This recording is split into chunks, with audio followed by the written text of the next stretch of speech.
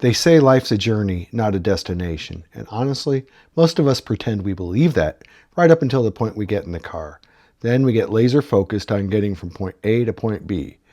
Today I'm going to show you what you miss when you veer from the most efficient route and actually take that unplanned turn to something that piques your curiosity. I'm taking you to a little spot in Illinois called Funk's Grove Nature Spaces, a place that keeps pulling me back because of its natural beauty. While I set out to inform you about this place, I learned a few lessons about how to tell a story that I will be sharing with you along the way. Thousands of people drive past this place every day without even noticing it. The steady traffic on Interstate 55 and Route 66 is visible just past these trees. While they're stressing out, I'm stepping into something that feels prehistoric. This isn't just a park. This area has been known as Funk's Grove since the early 1800s. An island of massive old-growth trees, it has escaped prairie fires due to its proximity to Sugar Creek, which winds through the grove.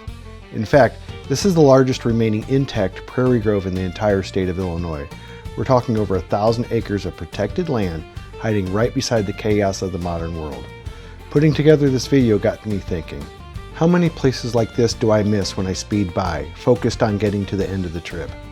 Today, I am showing you the spot that has changed the way I approach my travels.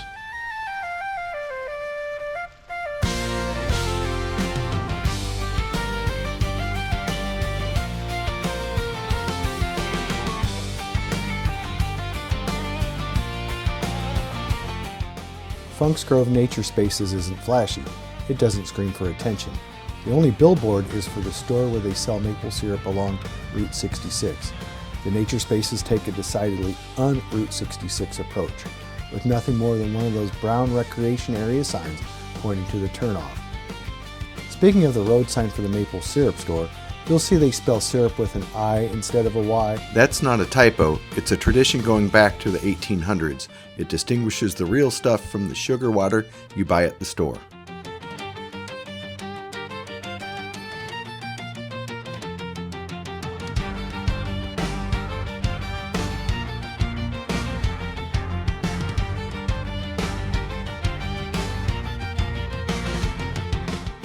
The footage you are seeing now was shot in early 2026, a little over 2 years after the original footage. It gives you an idea of how this place looks during stick season.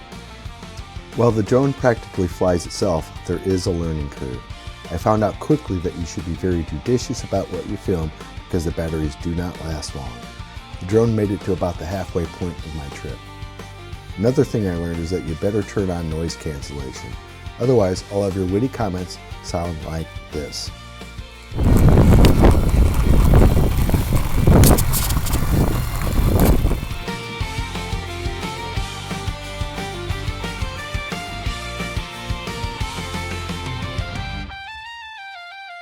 The bulk of the nature spaces are centered around the office at the south end of the property. There's a blacksmith forge that offers demonstrations every third Saturday by the Illinois Valley Blacksmith Association. The observatory is home to the Twin Cities Astronomers Association, who have activities that include public viewings throughout the year.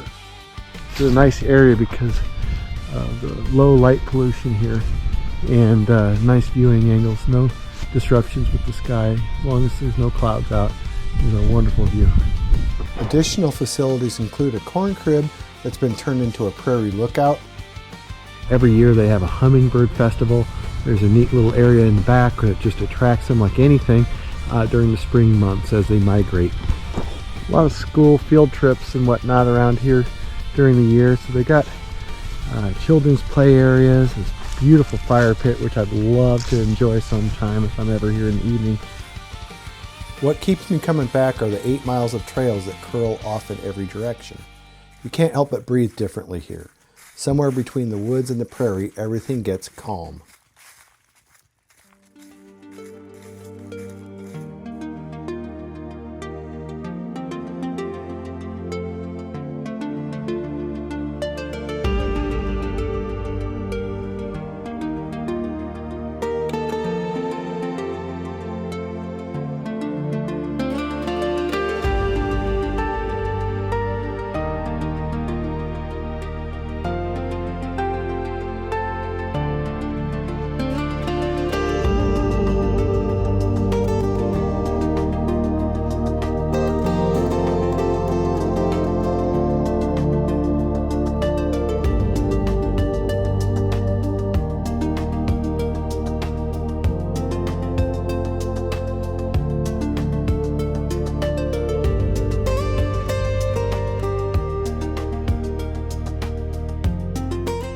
the trails here near the nature center and extending to the south and to the east are just a little bit different than the old growth area that you find on the northern side of the area here. So a little bit more prairie grass, a little bit more open air.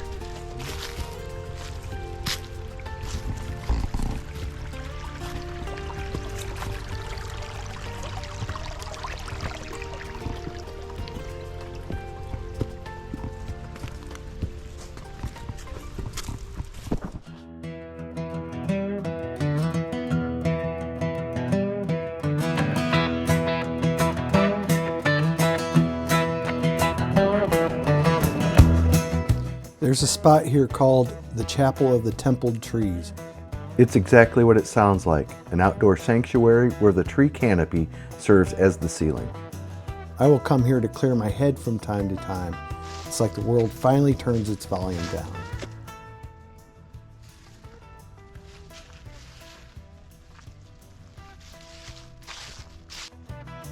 Finding a place this special, this close to home, caused me to rethink how I travel. I used to be the guy who just blasted down the highway. Now, I'm hunting for these quiet pockets. This place makes you realize that the Mother Road isn't just about gas stations and diners. It's also about unexpected beauty. What else am I missing when I rush to my destination? This whole video actually started as a practice run for my GoPro. I figured, hey, gorgeous scenery, how hard could it be? Turns out, filming pretty trees is easy. Telling a story that means something, whole different game. This is especially true when you're putting together a story from 2-year-old footage. It was necessary for me to get some extra shots recently to help with the story. In doing so, I noticed that the name of the place had changed in these 2 years. It was called Sugar Grove Nature Center when I took my walk in 2023. The name changed sometime in 2024. If such a beautiful natural landmark can hide right alongside one of the busiest interstates in Illinois, imagine what else we are all speeding past when we travel.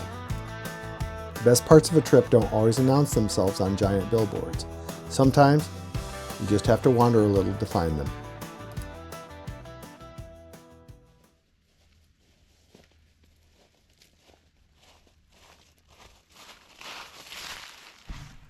So, note to self, next time I plant my camera out in the woods here, I better leave something a little higher than a foot off the ground so that I can spot it.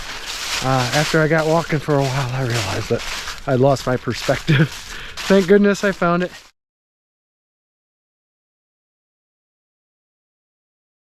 This has been a Rubberside Down Media production.